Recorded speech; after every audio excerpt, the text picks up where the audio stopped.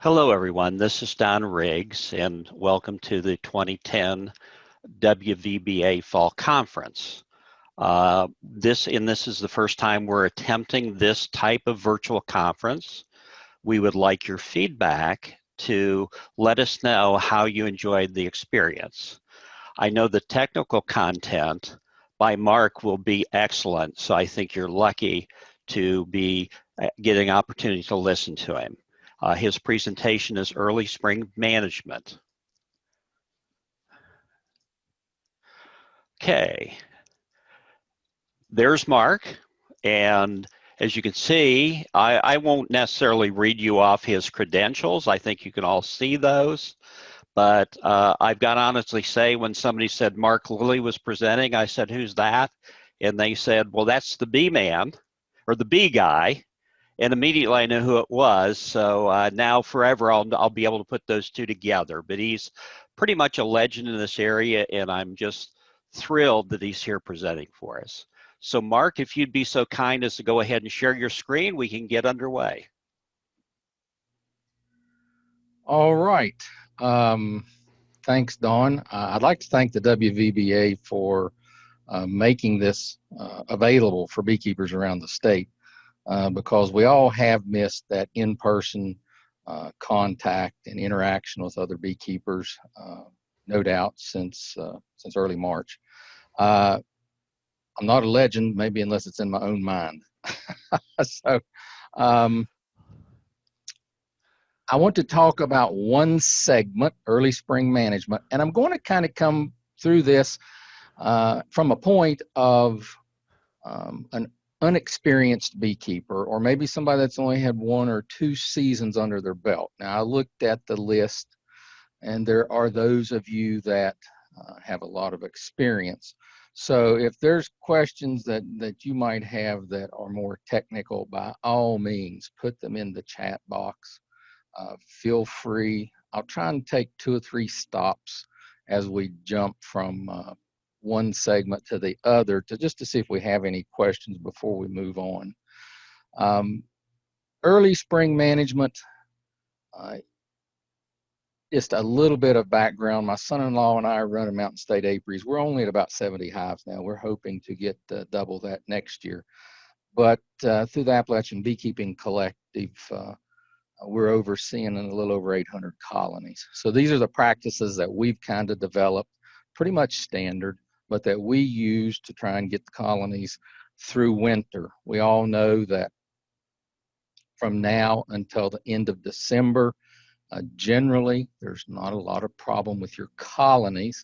What you want to avoid, let me see if I can get this full slide up here.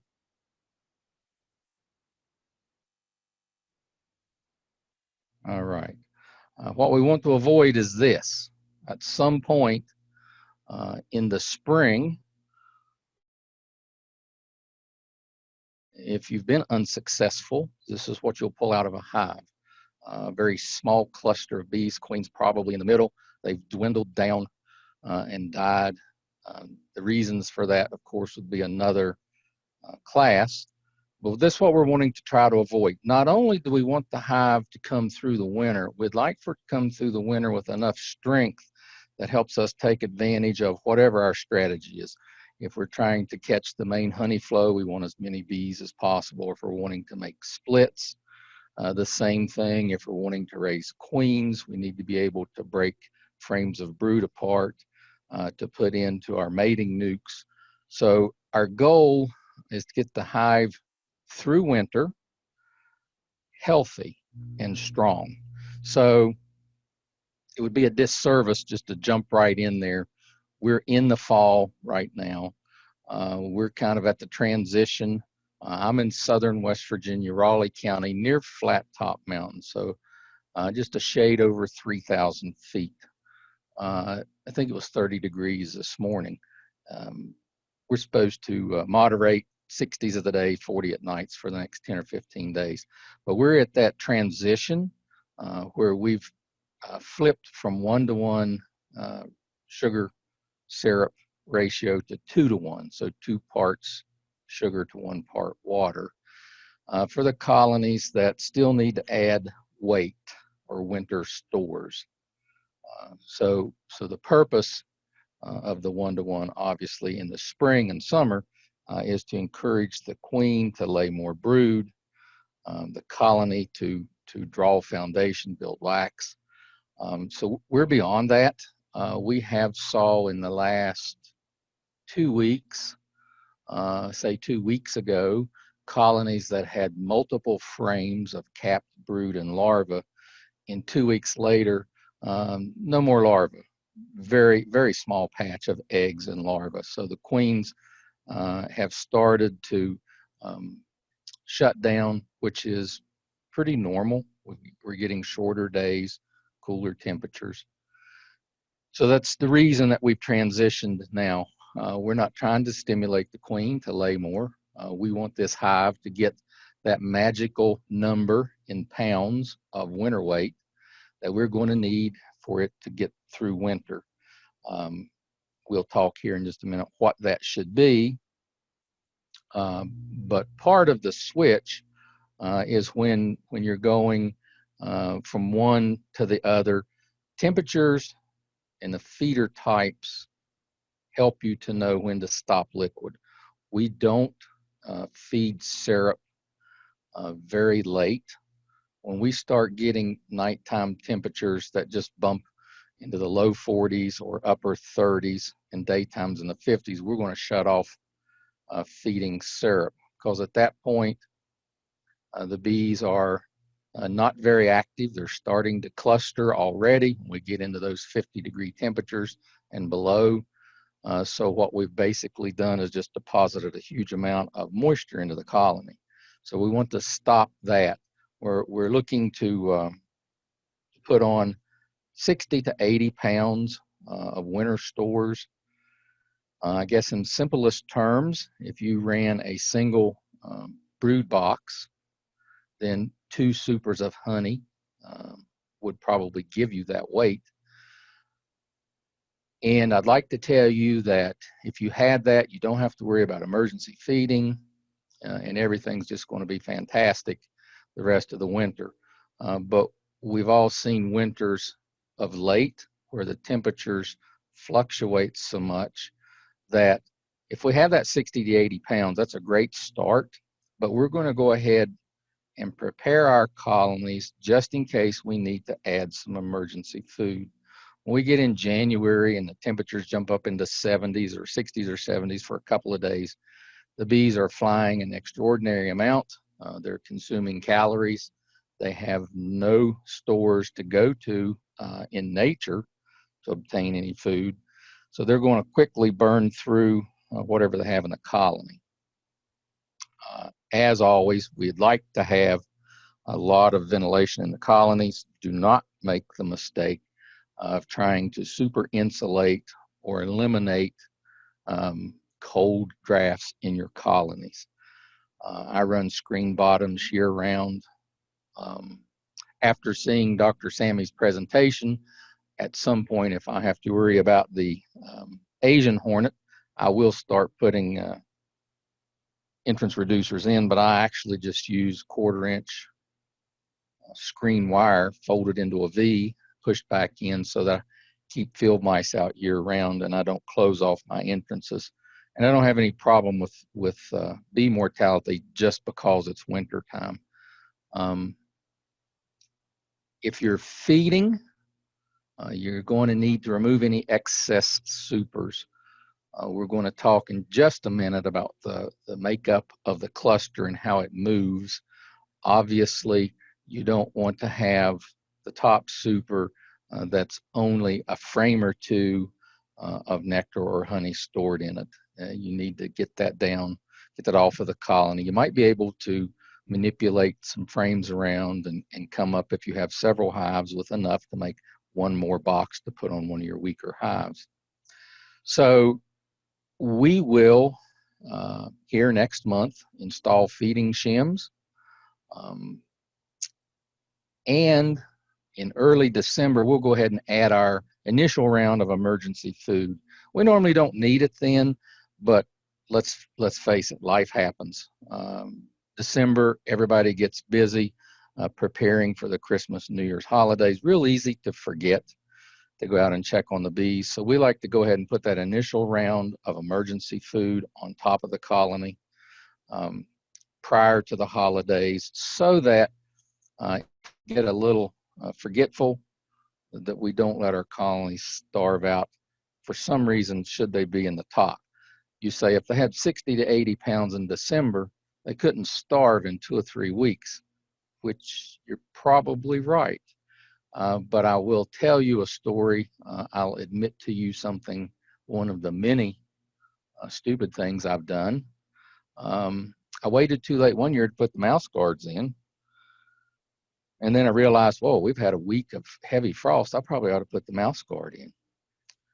By the next week, I just cracked the lid on the tops of the colonies, make sure everything was okay. And we're still talking December.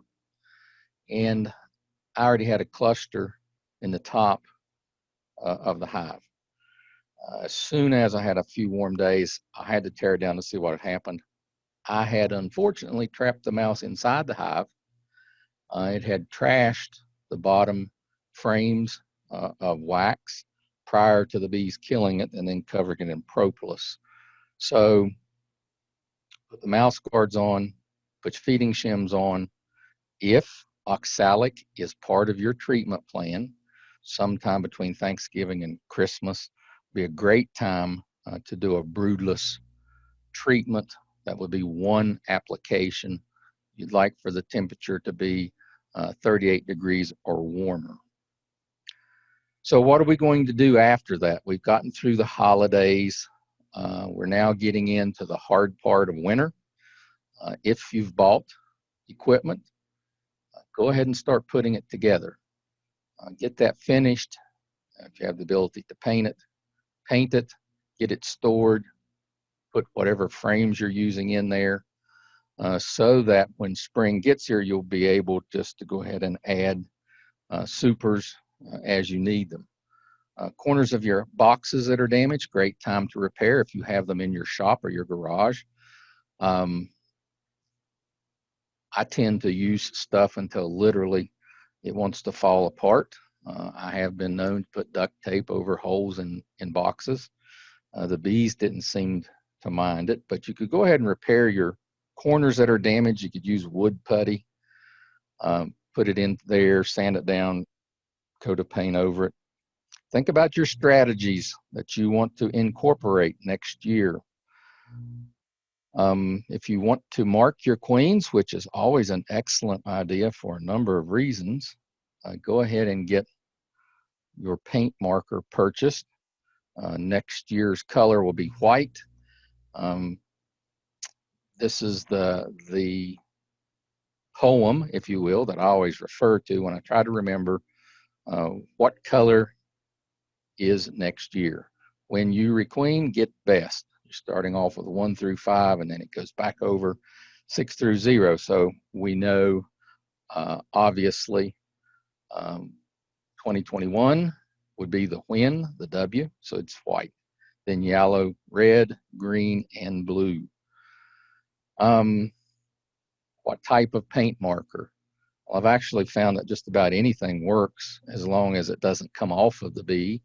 So it could be obviously the marker that the beekeeping supply houses sell, the hobby stores sell, the box stores sell. I have used fingernail polish in a bind.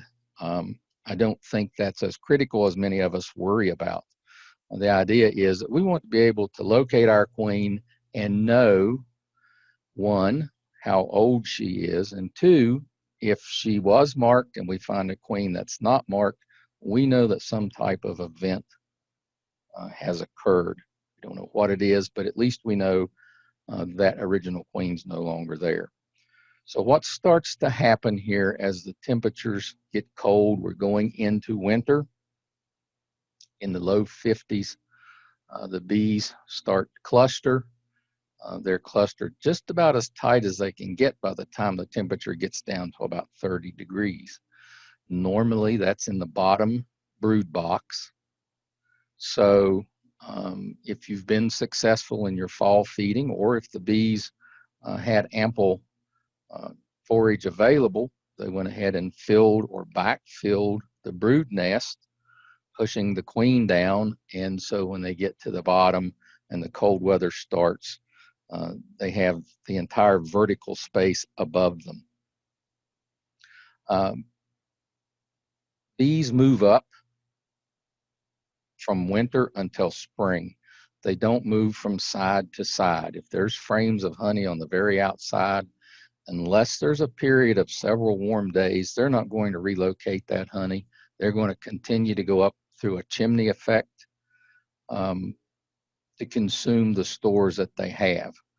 So you don't want to get a false sense of security saying, oh, that box had 10 frames of capped honey in it. They may only access 6 or 7 of those, or 8 at the most. Generally, you find the 2 outside frames don't get used. Once they get to the top, they're going to stay there until the weather improves and they're able to forage, get nectar on their own, or they die. So that's where we're starting to look at our early spring management here to help them get through that point. Again, we could talk about how much honey, 60 to 80 pounds. You know, a full deep of honey is a fantastic reserve. I don't know that there's many of us that are able to lift that, so I wouldn't think that there's a lot of folks that have a full deep on top of their brood nest that's already capped, but if you do, congratulations. You find that the cluster is in the top of the box. You don't mess with it. Don't try and smoke them down to convince them they shouldn't be up at the top already. You're just simply observing, and then you're reacting as the beekeeper.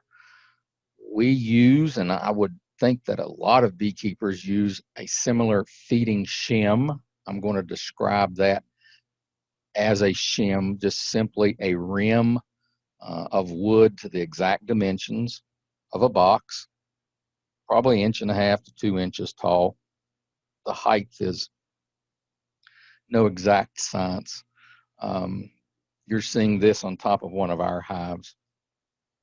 We leave the division board feeder in the colony over winter. Of course, now we're not using it, but with hundreds of colonies to work with, we don't take those out at the end of the dearth and replace it with 2 frames and haul that back and store it. And then in the spring, have to take those 2 frames out or put them in another box, haul our feeders out. So that's just simply economics for us. It's empty and will be empty probably until mid to late April. We've put a sugar cake on this one, just a big mixture of sugar and water, nothing fancier. I will say this, at one point, I was one of the ones that could come up with all the internet says this concoction and that, and 2 drops of whatever. At the point you start getting into the hundreds of colonies, you try to figure the least you can get by with that won't bother the health of your bees. And sugar and water work. These we made into large aluminum pans and let them dry there, let them pack out. You don't have to do that. We'll see here in just a minute. There's other ways of doing that. So we've kind of refined the process. This is nothing we've developed. It's been around forever. We take a sheet of newspaper, put it on our top box. We do want to leave either on the sides or the front or back. You want to leave some opening there that you haven't covered with the paper so that the ventilation isn't effective. We will normally do this, say, late November. And if you do it early enough, you don't have to do anything other than dump the sugar in there. Now, if you wait too long and the bees are too close to that, you're probably going to have to put your newspaper down, maybe about a 1/2 inch of dry sugar, and then mist it a little bit with a bottle with water in it, just so that it hardens up, that lower level hardens up quicker. Because if the bees come in there and chew the bottom of that paper out too quickly before the moisture from inside the hive is absorbed into that sugar and makes it hard, you're just going to create a huge dump of sugar down through the middle. So we do that. We try to have all of our mountain camp done prior to Thanksgiving, so we don't have to do that additional misting. The bees are well down in the colony by then. But, you know, again, just another method. We've kind of refined it so that we don't even have to do the water if we don't have to. I would strongly encourage you in the fall to be very careful about adding feeding stimulants to any sugar syrup you're feeding right now, because everything with wings is trying to get into a colony.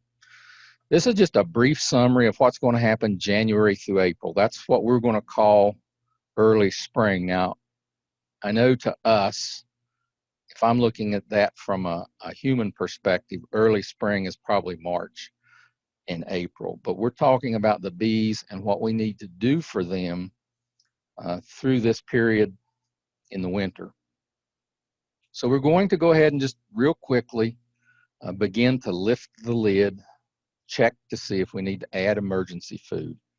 If we haven't installed it already, I would strongly suggest you do it there, perhaps around New Year's Day. We're going to continue to work on any old equipment or build any new equipment. We have to worry about some of our apiary locations that are on ridges. If we have a very heavy windstorm, we'll just drive out to make sure that we don't have any hives blown over or any roofs blown off, because that's avoidable. We did find a couple of our locations that were so windy that 2 bricks wouldn't hold the lid on. So we started to put cinder blocks on there, and we haven't had a wind yet that would flip off 2 cinder blocks. Here it's making the recommendation to go ahead and order your nukes or your packages and your queens. I probably wouldn't wait that long. There was a huge shortage in the spring of 2020 on queens. I really don't know about packages, but the nukes were a little hard to come by.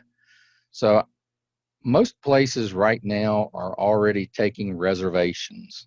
So if you want to reserve queens or order some nukes, you can probably get a hold of your supplier, have them put you on the list. They may require a down payment. Most of the ones that we associate with don't. They may, late January, when they feel fairly confident they can fill the orders, they might ask for a percentage down. Getting into February, we're still going to continue to check. How often should you check? Once you see the bees in the top of the box, I'd want to check every 10 days just to make sure that they haven't consumed more and are starving. It's very hard to gauge how large your cluster of bees is in any particular hive when they first start coming up into your emergency food. You may think it's smaller than a volleyball, and it may be closer to the size of a basketball. So once they're into that emergency food, you're going to have to keep a closer eye on it. You're probably also getting to the point you may find some dead outs. If the weather's really cold, of course, you don't have to worry about wax moth, but anytime we find a dead out, we go ahead and bring it in, prep the equipment, make any repairs. We go ahead and run it through 1 cycle in the freezer. And to prevent wax moth, we mix a spray with BT and 1 teaspoon to a quart bottle of water, and just simply mist that onto the frames. And then we don't have to worry about wax moth the rest of the winter. There are different approaches. You might use mothballs, the moth crystals that the bee suppliers sell, not what's available at Lowe's or Walmart. And if you want to try to jumpstart your colonies, you could go ahead and start pollen sub feeding. March, we're going to look at emergency feeding. That continues on depending on the colony. You may have to feed till about the 1st of May. Some colonies forage better or different areas. If the temps are in the 60s in March, we can do a quick inspection, kind of get an idea how large of a cluster do we have. Do we need to do a combine here that we've got a really weak hive? Any disease issues? You don't want the frames out very long, because in March, we're already used to cold weather. A windy day that's 58 degrees, I don't want to have the brood exposed very long. I just want to pick it up to see, do I have larvae? So my queen's laying. April, we're going to continue with our emergency feeding. We can do just about whatever we need to do. We can reverse boxes as long as the brood is not in both boxes. If it's only in one, you can rotate back up. You don't want to do that too early, right? We were talking mid-April. You do that too early and the cold weather hangs on, you've just put an empty box on the very top and you don't know when your colonies run out of food. So in early spring management, we're just concerned with a few things. Sufficient food stores we can control. We can give them emergency food. Disease during the winter, if there's any issues, we're not able to do a whole lot. Sufficient population, same thing. If it's February and it's a light colony, we should have taken care of that in the fall. We do most of our combines. We've already completed them.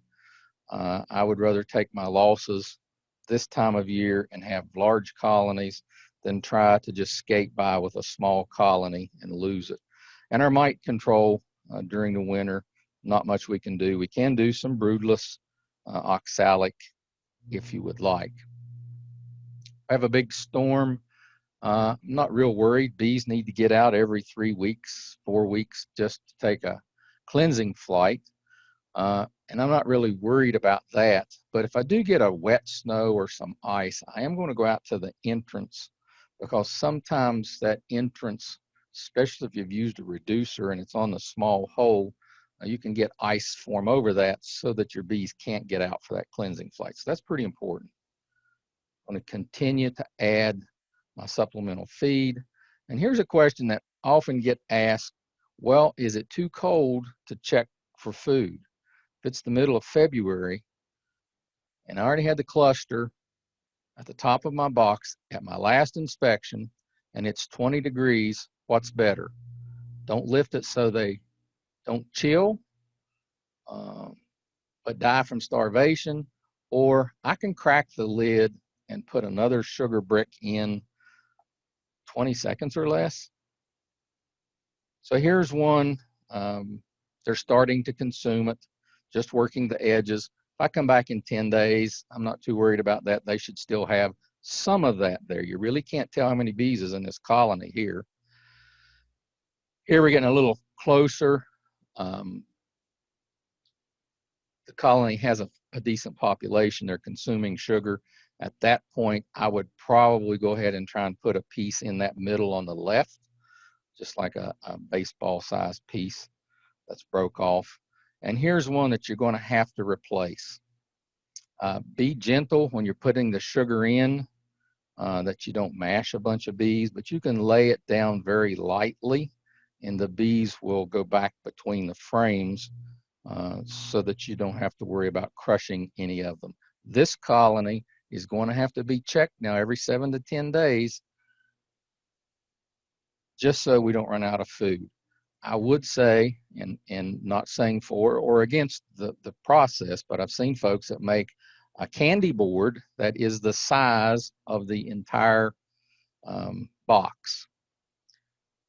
I have generally found that those corners don't get consumed. It's more in the middle or whichever side the bees have shifted to. So a lot of that is wasted. If you do that, you can generally break the corners loose and push them to where the hole is with the bees to keep adequate food in contact with them. You don't want them to have to cover long spaces.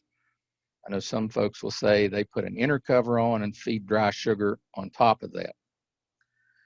I'll say this, if it's really cold, you're not going to have bees move across that space under your inner cover from the top frames to get that sugar. Put your feeding shim on, put your emergency food in contact with the top bars in that top box, then put your inner cover on and your outer cover. They can access it that way. Starting to see daylight get a little longer now. We're getting to the point that the queens are laying more eggs. They start here in January beginning to lay some more brood. We obviously can't tell that because the weather's too bad for us to go in and inspect it. But by the time we're in the February, March, the brood rearing has really increased. They need two things, and that's the protein and carbohydrates. The pollen provides the protein, and our honey or sugar syrup provides the carbohydrates. Continue to check. We see a lot of colonies lost end of March into early April. You see dandelions maybe blooming and you think, I see the bees flying out every day. They have to be in great shape. There's no way they're hungry. And you come back 10 days later when you have time, or 2 weeks later after Little League practice and the colonies died at the top of the box. So stay on top of that until you know that there's nectar coming in. Don't let your bees make it through the entire winter just to die right before nectar's available. If you got a snow, go out and check in front of your hives. I actually like the look of this. There are dead bees there. They didn't fly out there by themselves. So I know that some of the workers inside the colony have cleaned out the dead bees. We've had a day that was a little warmer. Those dead bees didn't make the brown spots in the snow. Those were the bees that were alive and took their cleansing flight and did their bee business out in front of the hive. So don't worry about bees that are out in the snow right after a snow. That colony has some bees in there that's at least doing the housekeeping chores. Any questions? Do we have anything up to, let's say, end of February? Any questions what's going on at the end of February? So let's kind of look now how to bump start a colony. We do this because we typically are either making splits or raising queens. The same thing happens if you want to try and get the early nectar flows. But we're going to try and bump start this colony. I want to encourage these bees to think that spring is maybe starting 2 or 3 weeks earlier than it actually is. So we'll use a pollen substitute before the maple blooms. And that differs in location. Beekeeping is location dependent. I can tell you what works around Flat Top Mountain on a given schedule, but at 3,000 feet, it's going to be much different than if you're down in the Kanawha Valley and you're at 1,500 or 1,100 feet or 800 feet. So you're going to have to decide the difference that temperatures make. Once natural pollen's available, the bees will still take some pollen sub, but not as much. So we're wanting to try and get it in there a little quicker. And sugar syrup. So I'm going to go back on what I said earlier about using sugar syrup when it's cold. This is only a small amount that we're going to give over maybe a 2-day period, just to stimulate that colony to think that, hey, we're getting nectar and we're getting pollen and we're wanting to increase the amount of bees that we have in there.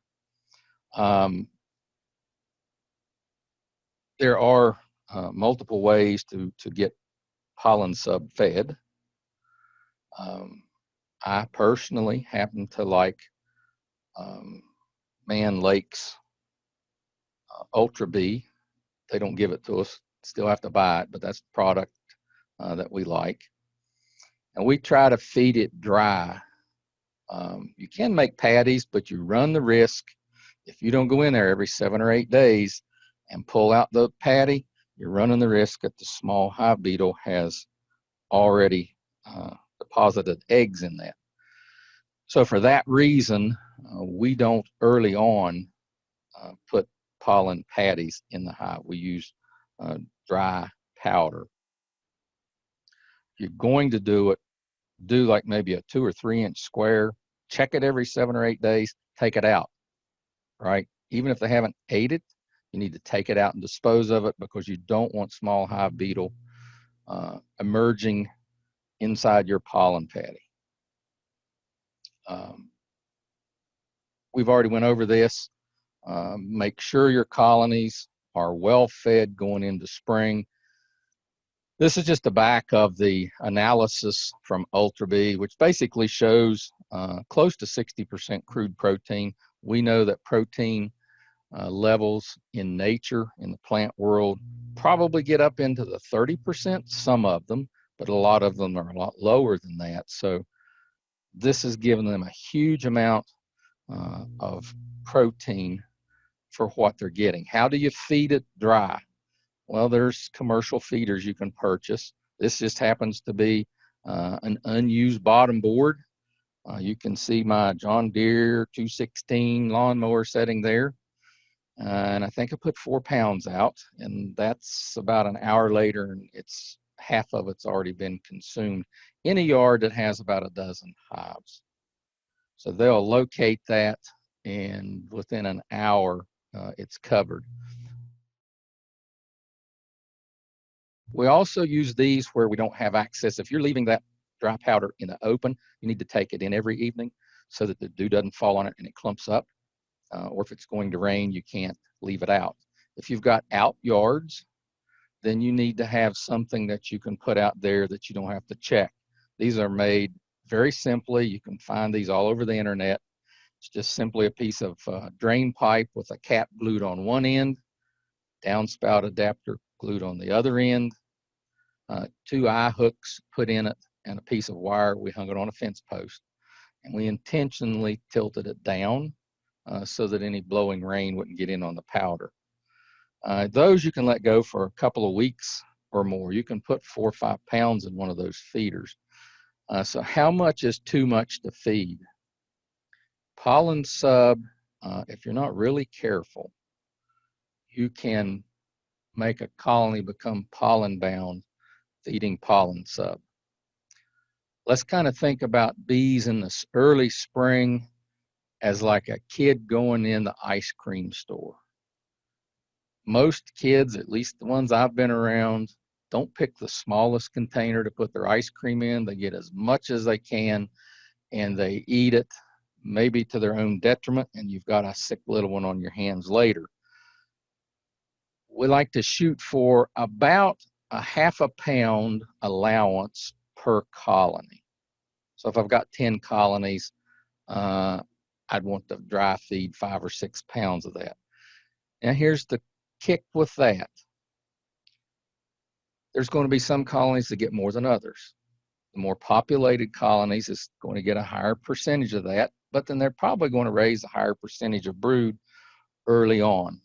Don't overfeed. I have looked at colonies that would have 7 and 8 frames completely packed with pollen sub. And that colony then has lost space that the queen can't use when she's wanting to start laying in the early spring. So you don't need that much. This is just to encourage them some prior to the natural flow from your maple. Generally, maple is that first pollen available. This is not a recommended practice. This is not a recommended practice. This is open feeding, and this only happens like a couple of days in February a year.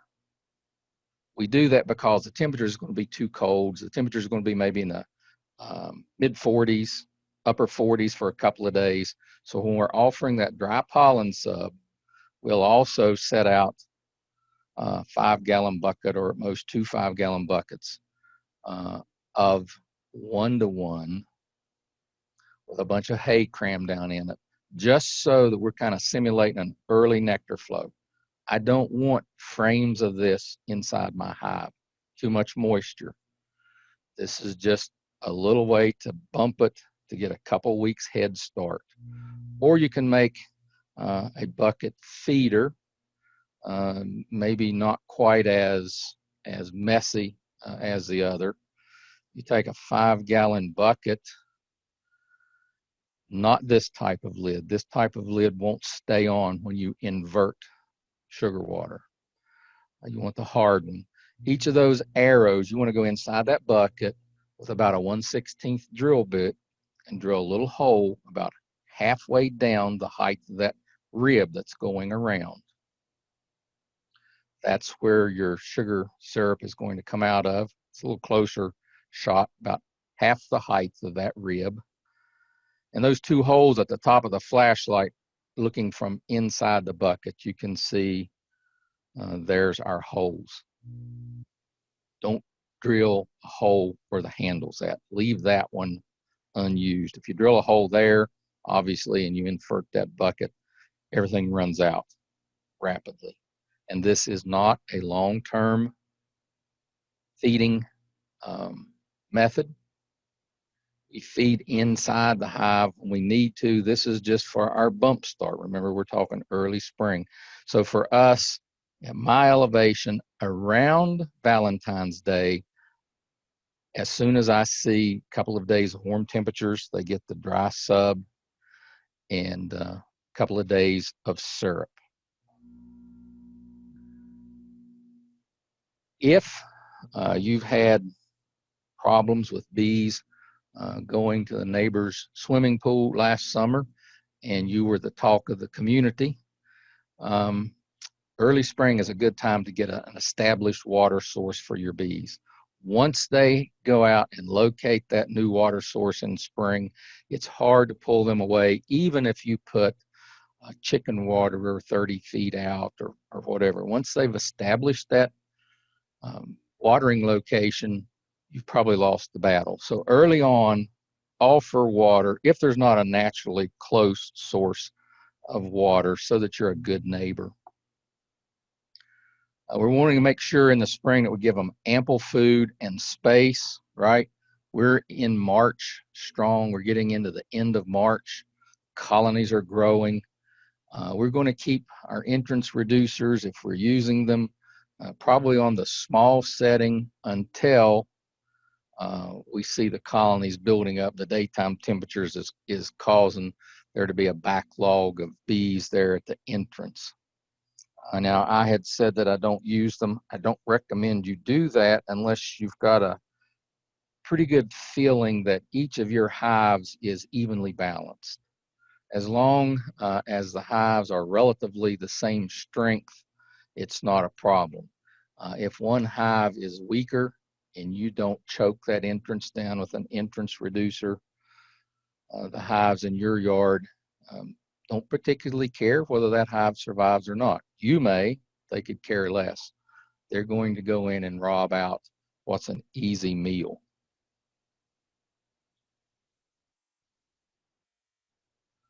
So a little further in here, we're equalizing our colony strength. You can take frames of brood out to put into a weaker colony in the spring if you need to. It's got to be a day that it's obviously warm enough to get into the hive. But you can do that, shake off most of the bees, slide that frame. You would prefer to put capped brood in because that gives the weaker hive an immediate boost of workers. If you have a weak hive, consider maybe swapping positions with one of your stronger hives. So if a strong hive is in position A and a weaker hive is in position B, with some help, swap those two locations out, preferably in the midday. Then all the returning foragers from the strong colony go back into the weaker one to boost that. Combining a queenless colony with a queen right one is always a good idea if you don't have access to queens, and we're talking early spring. Probably the earliest I'm able to get queens shipped to me is mid-April. Prior to that, there's no consistent delivery. As we're into late spring now, our goal has to be to maintain enough empty space that the bees can store whatever nectar is coming in, and if not, continue to add supers. You'll hear two terms, top supering and bottom supering. Just what it says, top supering. When I think that that box below me's got 7 of the 10, looks like it's already full, I add another super to the top. Bottom supering, I take off the super that's almost full, put my empty super on, and then set that super back on top that was almost full. I like to do that. It is a little more work, but I think that the bees tend to want to swarm less. And then do you need to split? If you're a new beekeeper, it's a little difficult. That's why your local beekeeping association is important. You go to those meetings in person when you can, Zoom when pandemic occurs. And they'll tell you, hey, the colonies are getting really strong. We need to think about perhaps splitting. In these two, if you look at it, not much population on the left. Obviously, you wouldn't split that one. What about the one on the right? Really not strong enough in early spring. No reason to split that either. What about these two? Absolutely. And you can take more than one split from each of these colonies, and it still won't affect the amount of honey that these two colonies will produce. You should be able to get 2 splits off of either of those colonies, and the parent colony still make a decent amount of honey. And if you don't, that photo says prepare to get the ladder out, because you're going to have bees in the trees in just a matter of days. Mite treatments, your call. If you choose to be treatment free, I would still do mite washes and keep records, because you may have luck that none of the rest of us have ever had.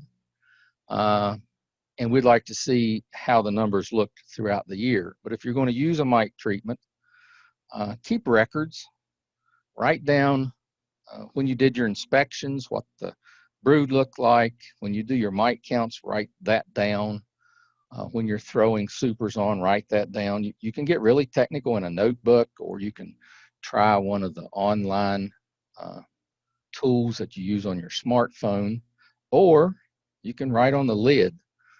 In our out yards with 800 hives, obviously, we make notes on the lid, and we have a brick system. So if somebody comes behind me, I can tell them yard 34, bricks up, needs fed, or bricks up, needs combined, or the note on the lid says queen right, need to combine, or whatever.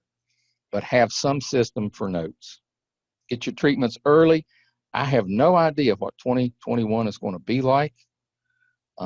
If it's anything like this year, it's going to be very difficult to get what you want in a timely manner. I'm still waiting on a shipment of formic from Man Lake that I ordered in early August. I had enough. I just wanted to have some extra on hand, thankfully, and it still hasn't gotten here. So whatever you're going to use, I would try to secure that as soon as possible. Be aware of whatever you treat with, the amount of time that that treatment has to be removed from the colony before you can put on a honey super. Oxalic acid, you could treat and then the next day put your honey supers on if you wanted to do that. If you're using amitraz, I think there's about a 42-day window there from the time you put it on until you take it off. And then you really need to have that off for several days before you put your super on. So you're going to have to count backwards if that's your treatment choice.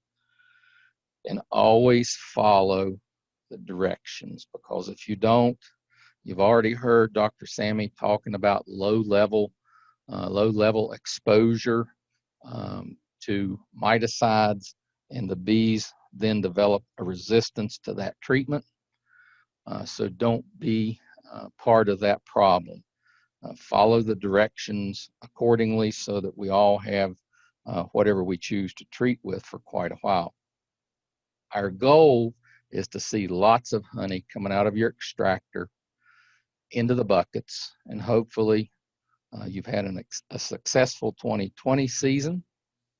now's the time to prepare for 2021 and try to get the colonies as big as possible prior to our much anticipated here, black locust flow would be our first major flow. We didn't have it this year. We had temperatures in the mid-20s in the middle of May, and we had zero locust honey produced.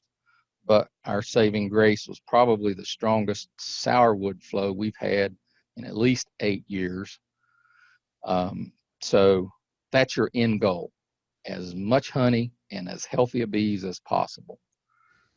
Looks like I've got a few minutes left. Hopefully you guys have some questions. Yes, yes, Mark, we do. And we can do it one of two ways. Either you can open up the chat window and read the questions and answer yourself. That should be, yeah, you can leave the slideshow up or end it. It doesn't make any difference. But there's a chat window that you should be able to see, and it's right now. If you're still sharing, it's probably at the top of your screen. If you're not sharing, it'll show up at the bottom of the screen, or I can read the questions off to you, whatever you'd prefer. Well, let's just see here. Let me see if I can get back to that. Okay. I don't see the chat box. I see everything but the chat box. Do you have a more? Yeah, let's see what is in more. Meeting info, hide the post, panel, share the computers. Oh, yeah. I still don't see that. It'll just say chat. Yeah. Okay, don't see it. If you've got it, go ahead and read it. Yeah, well, why don't we do that? I found it. Never mind. It just popped up. You did? Okay. All right. Bees get aggressive several times a year, and this is one of them. This is, if we want to term this dearth, I guess we could. It's not really a dearth because it's not the time you'd expect much coming in. Wing stem's gone. There's just literally nothing coming in. And so the hive, that's a great question. The hive that was really passive in July, my grandkids went out and threw balls at it and nothing happened. And all of a sudden at the end of September, meaner than snot. I can't even get the lawnmower within 30 feet of them. That's generally to do with lack of food. Now, if they go queenless, they do get a little noisy, but yeah, they become more aggressive. We've I work bees without gloves, except the last 2 weeks. I can take 15 or 20 stings a day, but beyond that, it gets a little annoying. So I've put the really thin gloves on just to get in them. So they do get more aggressive this time of year. If I have frames of honey in the freezer, can I add them to the top deep hive body? Yeah, sure. You want those to warm up a little bit. I wouldn't want to put a frame that was 8 degrees inside a colony that was needing it, especially if it was marginal temperatures. The only caveat is you don't want to take honey from Walmart and feed it to your colony, because you can introduce all kinds of disease. But if it's honey from your healthy colonies that you've kept in a freezer, that's excellent food. And that reminds me, since I saw that question, don't make the mistake now or in a couple of weeks going in and saying, wait a minute, I'm down to they should have put more honey in here. I'm just going to move some of these frames around and I'll put some more in here. Bees need a space in the bottom to cluster. They have to have a couple of open frames. They know where they want that better than we do. If you're adding frames for feeding, add it to the edge of the brood nest, not down into the middle. Can you feed a protein with sugar? I'm like every other beekeeper. I have 5 opinions on every subject. Winter pollen sub. If you look on the ingredient list and you start to break it down, it's really an expensive form of sugar. There's not a lot of pollen sub in a winter patty, because the more solids that the bees consume in the winter, the more often they need to go to the bathroom. So I don't. Each his own, but I'd kind of look at that, do your percentages. Do I use thermal protection? That's a great one. Um, and I'll tell you, kind of like evolution from a beginner to maybe not so much a beginner. Man, everything that I saw on the internet, I tried to duplicate. I'm going to put insulation panels around there. I've tried black tar paper wrap, quilt boxes. You can over insulate a hive in our climate. I don't do anything now. We don't have the kind of weather that would really require that. You can, if you do, don't block off ventilation. The hive needs ventilation from the bottom to the top to exhaust some of that moisture that they're respiring as those thousands of bees are in there. What is BT for wax moths? All right, if you want to type in Zentari, get a pencil ready here. I'll give you a second because I can't pronounce which species it is, so I'll let you write this particular name down and you can look it up. Zentari is Xentari,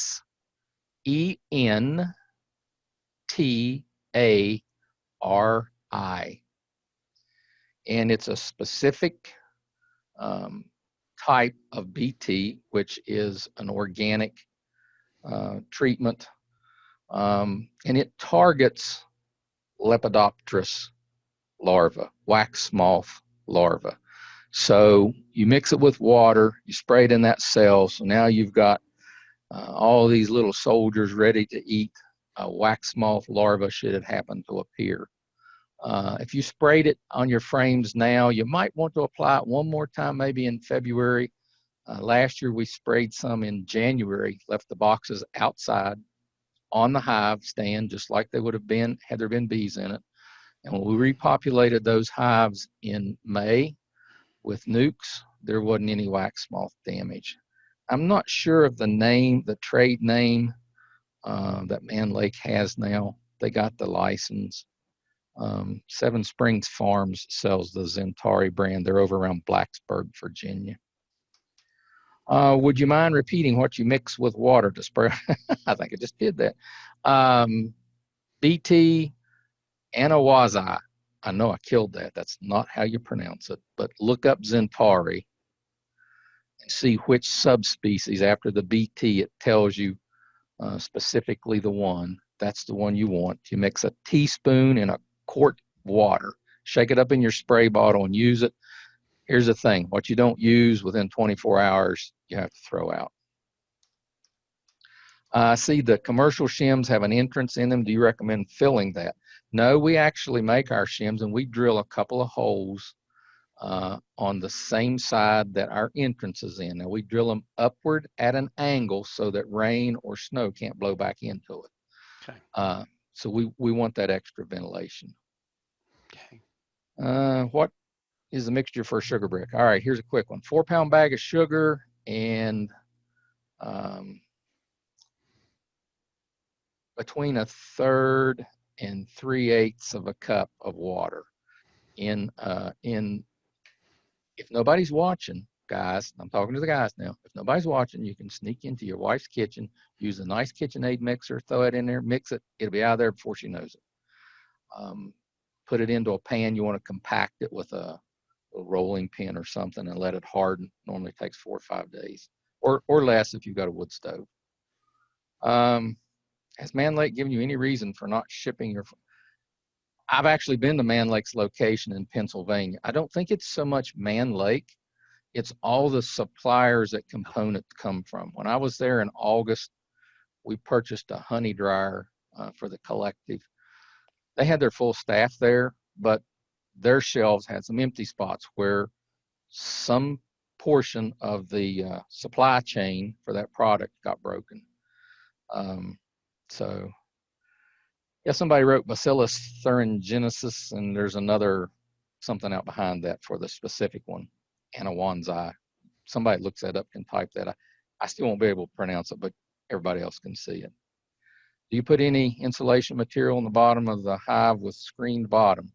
If we have hives that are on ridge tops, that's going to get a lot of air, we will slip that little insert in, the little styrofoam sheet that you check for mites on. Other than that, nope. they don't matter. I will say this, what we have noticed, we'll normally go back in if we've left them out all winter. 1st of April, we go back and put them in, not for the hive to warm, but we'll find that the queen won't go all the way to the bottom in that early egg laying phase. She won't use the very bottom because it's too drafty and cool. So if you want her to go all the way to the bottom, 1st part of April, slip those inserts in so that it's not quite as drafty. Okay, and so somebody's looked this up. Oh, okay, Kenny, you looked that up and it's Sertan. And I think that's what it used to be as well, was Sertan, and they just got that license renewed. Amazing, you know, a 1 pound bag of that would do, if you had 20 hives, a 1 pound bag would probably do you 2 or 3 years. And you're not looking at a huge expense. And you don't have to worry about airing the smell out as you would with paramoth. Paramoth works just as well. I just don't like to have to deal with the odor and then constantly checking on it to add more to it. Any other questions? Man, I really am thankful that the WVBA provided us with this forum. It's been awesome. I'll say this, I've been on Zooms for several different organizations. This is very well run. I'm impressed with how fluid it has operated thus far. If you have any questions, I do this every time. I'm going to give you my phone number. Feel free to text me or call me, other than 11 p.m. at night to 5 in the morning. 7 days a week, you can get a hold of me. If you can take a picture, I'd appreciate that. Makes it a little easier. But my cell phone number is 304-860-9638. My wife loves it when I do that, and I get calls constantly, but I can remember being a beekeeper starting off and had a lot of questions, and it's nice just to bounce ideas off. You guys probably already know the answer, but sometimes you just need to bounce something off of somebody else to make sure you're right.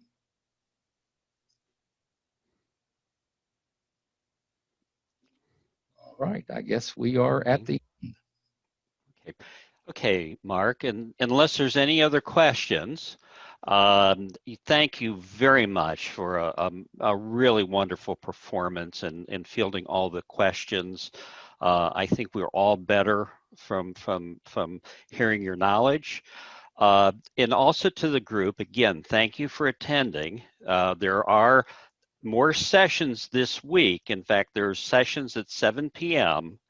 every day this following week, starting on Monday. Also, if you found this to be a good way to get learning, or if there's any way we can improve it, please let us know, because this vehicle is the first time we're doing this, and we don't know what's going to be in the future. So we really want to make sure that we're giving you the best experience we can possibly give you. And again, thank you all for attending.